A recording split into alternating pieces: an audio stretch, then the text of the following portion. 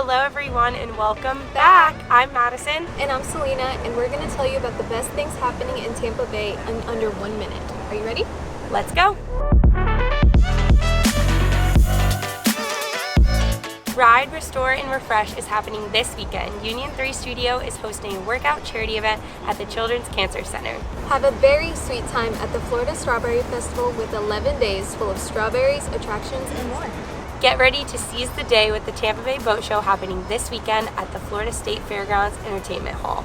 Join Armature Works for a night full of aerial dance, art, and imagination at their Figment Cirque show. Enjoy beautiful downtown Tampa with a self-guided art installation tour along the Riverwalk, including live music and dance.